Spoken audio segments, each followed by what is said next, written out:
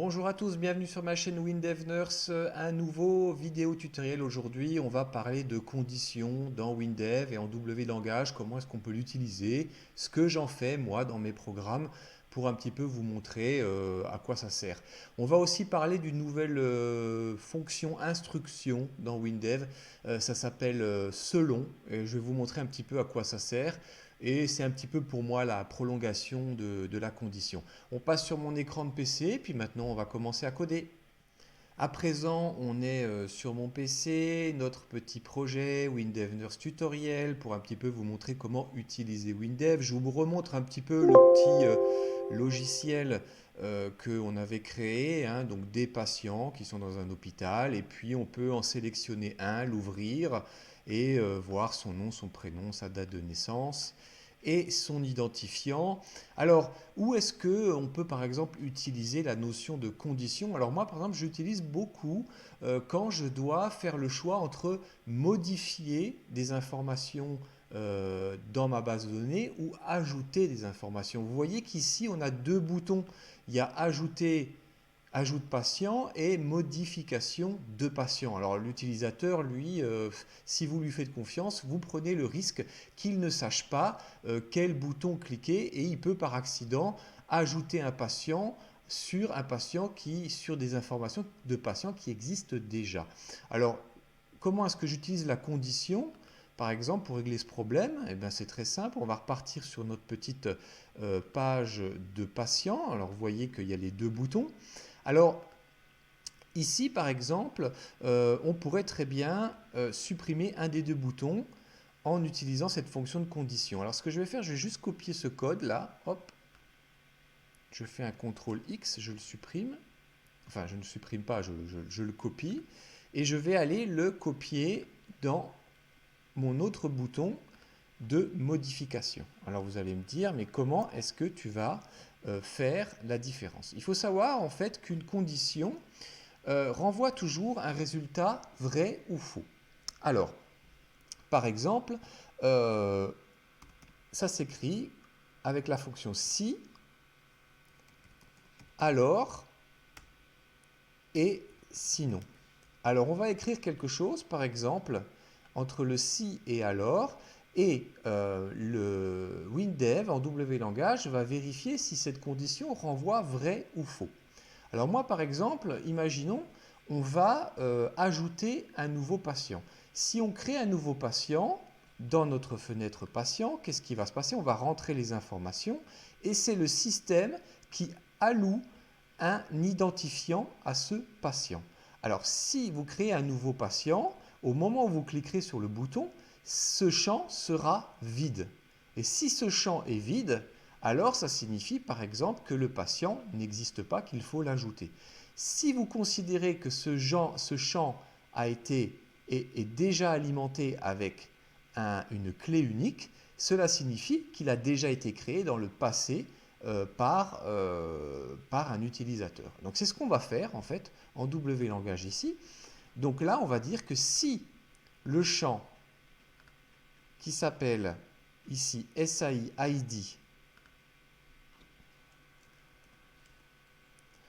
SAI, alors là, il vous le propose ID égale à une valeur qui est vide. Vous voyez, le vide est représenté par quelque chose, pas d'espace, rien entre guillemets. C'est là, ça veut dire vide. Alors, ben quoi? Eh bien, alors je vais prendre ma fonction d'ajout qu'on avait déjà créée et qui est là, et je vais le coller ici. Vous voyez aussi une petite chose intéressante, c'est que quand vous allez vous positionner après le alors et que vous cliquez sur Entrée, vous voyez qu'il y a une incrémentation ici automatique sur cette zone. C'est simplement que WinDev vous aide à écrire ce code proprement. Alors, si eh bien, ce champ est vide, ben, qu'est-ce qui se passe? On est devant un nouveau patient.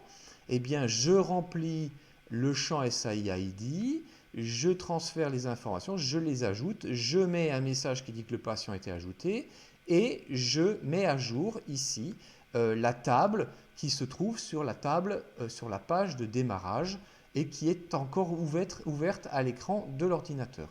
Et remise à zéro R à Z vrai, ça signifie que tous les champs sont remis à 0. Et sinon, qu'est-ce qui se passe? Ben, sinon, qu'est-ce qui se passe? Eh bien, si SAI ID est vide, eh ben, c'est un nouveau patient. S'il n'est pas vide, ben, c'est un patient qui existe déjà. Et donc là, j'applique le code de recherche dans la base de données du patient qui correspond à l'identifiant qui est rempli dans SAIID. Je transfère les informations, je les modifie et ensuite je mets le message c'est vrai. Alors c'est fait, pardon. Alors là, je ne vais pas mettre un message c'est fait. Je vais mettre, pardon, un petit toast affiche qui va dire simplement modification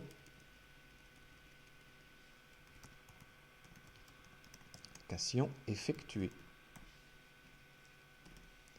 Voilà, très bien. Alors, hop, on a du code, on va tester tout ça. Alors, ici, il me dit qu'il y a une petite erreur par contre dans le code. La fenêtre administration est redimensionnable, mais aucun ancrage n'est défini. Donc là, je vais juste retourner dans ma description User Interface, interface utilisateur, et je décoche la fonction redimensionnable. Donc le problème va être résolu et je fais un Go général. On part de la page de démarrage. Donc là, j'ai un patient. Bon, ben, Amygdala, pas de mais. Ok, je veux l'ouvrir. Et là, je considère que sa date de naissance, c'est maintenant le 3 mars 1983. Alors, hop là, je vais corriger une petite erreur que je viens de notifier. C'est que bien sûr, il faut être cohérent et toujours penser à l'utilisateur, ce que je n'ai pas fait. Donc, on va supprimer ce bouton qui ne veut plus rien dire. Et par exemple, on pourrait l'appeler, hop là, je retourne dessus, le bouton sauver. Voilà. Et là, en fait, pour l'utilisateur, il n'y a plus de différence entre sauver des informations d'un ancien patient ou sauver en tant que nouveau patient. Voilà, c'est parti. Allez hop, le petit go. Allez, Amygdala. Je remplace sa date de naissance. Allez, on met 2003. Et je fais sauver. Modification effectuée. Donc on est bien dans un processus de modification. Si je relance le patient en question, ben effectivement, ça a été sauvé. Alors imaginons maintenant, on a un nouveau patient.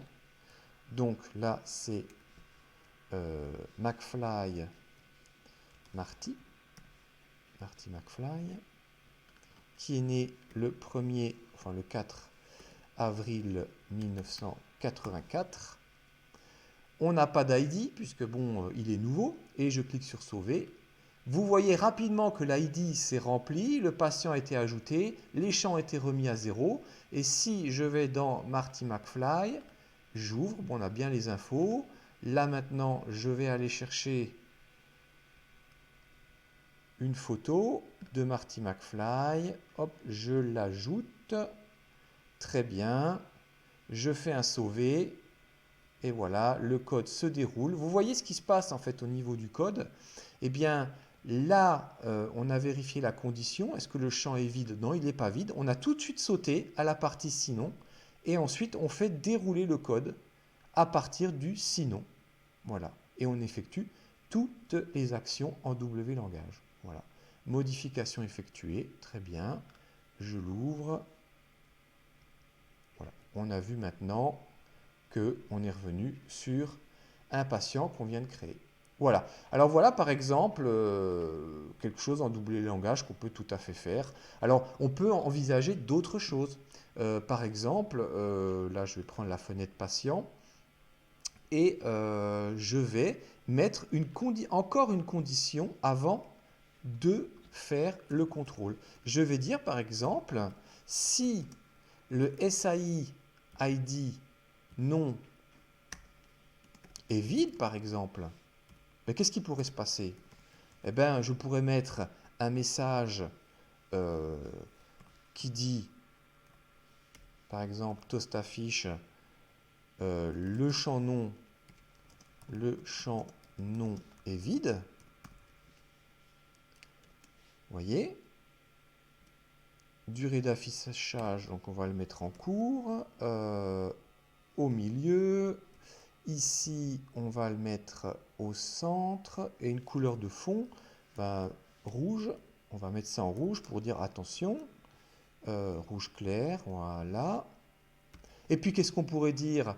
Eh bien, on pourrait tout à fait repositionner le curseur sur le champ non parce qu'il est vide. Là, je fais reprise, saisie, là, par exemple, dans du SAI non, du champ de saisie non. Et puis, on pourrait sortir de la condition. Alors, là, vous allez me dire, oui, mais il manque quelque chose dans ton code. Parce que, bon, bah, si le champ non est vide, bon, on fait ça. Mais s'il n'est pas vide, qu'est-ce qu'on fait? Comment est-ce qu'on fait pour aller directement à l'étape suivante? Ben, en fait, en W langage et souvent dans les conditions en programmation, si vous ne rajoutez pas le sinon, eh bien, le W langage va juste euh, euh, renvoyer la condition si SAI non est vide, égale vrai, égale vide. Eh bien, si c'est ça, ben, il va faire le code, et s'il ne le fait pas, ben, il va aller se repositionner tout de suite et il va aller exécuter la commande suivante. Alors, on pourrait aussi très bien faire une reprise de saisie, c'est-à-dire positionner le curseur, et puis on pourrait mettre une couleur de fond, point, deux points, point, couleur de fond, égale jaune clair.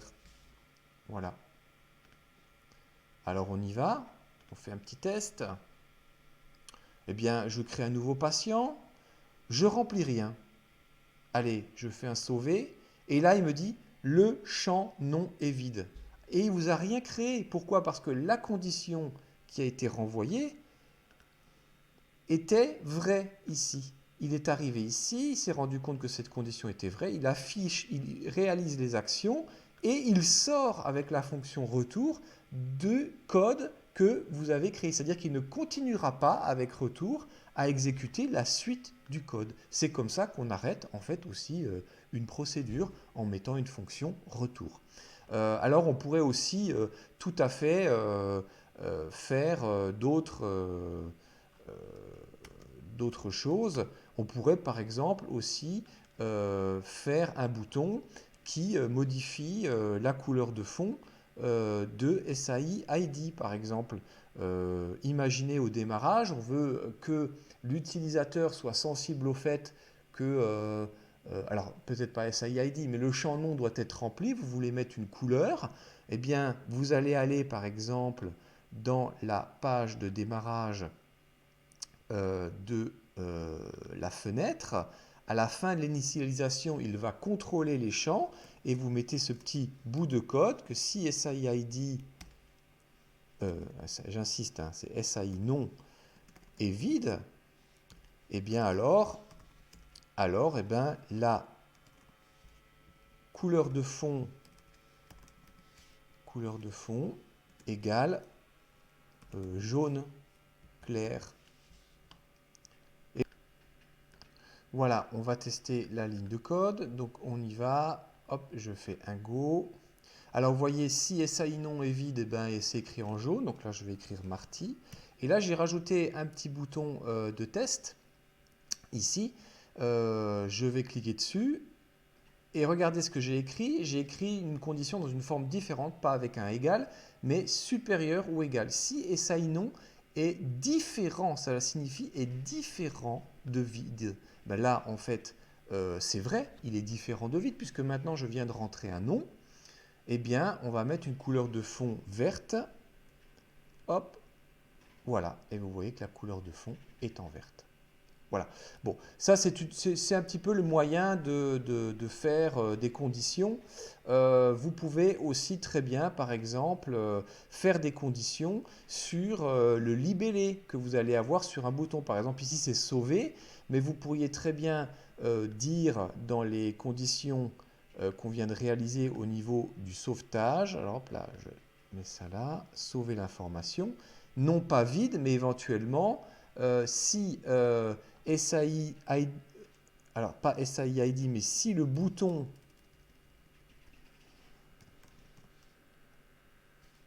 btn, pardon, btn, sauver, point, libellé, égale, eh bien là, sauver, le mot sauver, eh bien là, il fait les actions de sauver. Alors comment est-ce qu'on va changer, par exemple, le libellé de ça? Par exemple, vous allez aller dans la fenêtre administre. Alors, hop là, j'ai un peu du mal parce que j'ai ouvert plusieurs fenêtres et je ne sais plus où j'en suis. Dans la fenêtre page de démarrage, non, c'est pas celle-là non plus. J'insiste. Voilà, dans la fenêtre page de démarrage, quand vous allez écrire par exemple sur, vous cliquez sur ouvrir, eh bien vous pouvez très bien dire que vous ouvrez la fenêtre fille ici, fenêtre patient, et le libellé, fenêtre patient, point bouton sauver, point libellé, égale, donc là on est sur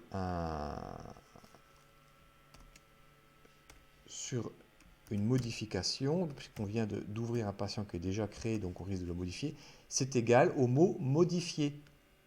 Et voilà, on fait un petit test maintenant. Voilà, pas de mais, je l'ouvre. Ici, vous avez plus sauvé, mais modifié. Et ce que va faire le W langage, il va vérifier, il va lire ce que ce libellé, en fait, contient sur le bouton que vous venez de nommer. Et là, s'il lit sauver, ben, en fait, il va ajouter les données. Mais s'il lit modifier, il va réaliser la deuxième étape. Et là, vous voyez, c'est marqué modification effectuée. Voilà, il a modifié. Donc, vous voyez, en fait, la condition, vous pouvez la faire sur des champs vides, vous pouvez la faire sur des libellés, vous pouvez aussi la faire sur des couleurs. Tout est sujet à des conditions en W langage. Voilà. Après, vous pouvez encore aller plus loin et créer des conditions de conditions. Par exemple, imaginez, nous sommes à nouveau dans notre fenêtre patient et on finira avec ça, mais quand vous faites le bouton sauver, alors tout à l'heure on avait fait une condition qui vérifiait si le nom était rempli.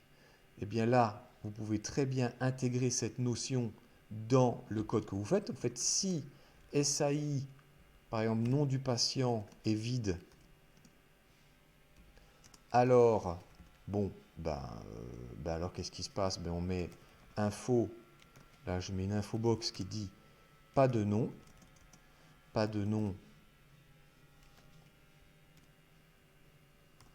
une deuxième ligne avec arrêt procédure. Voilà, donc là vous aurez le message et bien sûr il faut arrêter logiquement la procédure et c'est la fonction retour. Et sinon, si c'est la seule condition qu'on vérifie avant de débuter notre processus de modification ou d'ajout de données, on peut très bien venir couper et coller ici en W langage une deuxième condition qui va s'effectuer à l'intérieur de la première. Ici, vous avez la première condition. Et si elle ne renvoie pas vrai, alors on va effectuer une deuxième sous-condition. Voilà. Bon, ça c'est la condition qu'on peut utiliser en W langage. Alors, il y a encore une autre fonction dont on va encore parler et on finira avec ça. C'est la fonction selon. Alors là, je vais vous faire quelque chose de plus simple. Donc, je vais enlever ce code.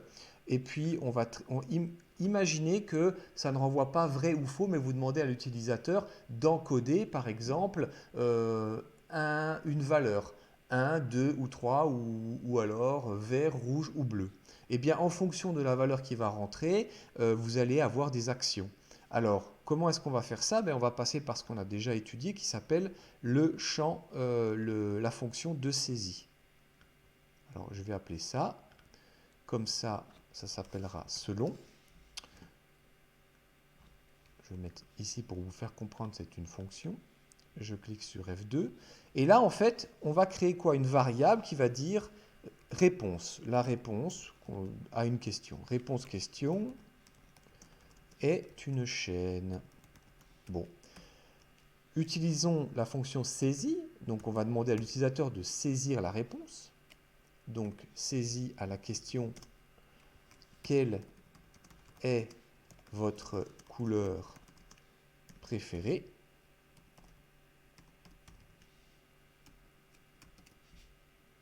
Et la variable à saisir, vous la connaissez, on vient de la créer, c'est sRéponse. Question. Et là, en fait, je vais marquer la fonction selon. Selon, eh bien quoi? Est-ce la réponse, le résultat qu'on obtient? Vous voyez qu'on me marque autre cas, mais en fait, vous allez proposer des cas. Alors, cas, vert, s'il écrit vert, s'il écrit bleu, par exemple, et si il écrit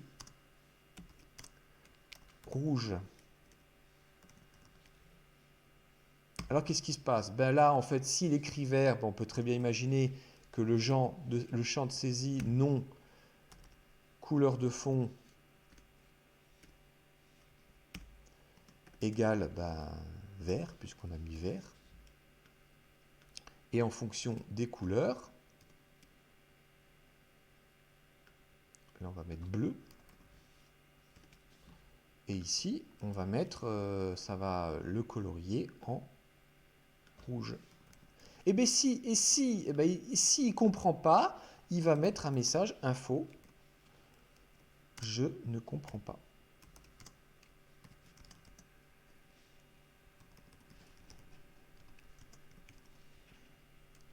Allez, on teste le code. Je vais mettre un petit point d'arrêt.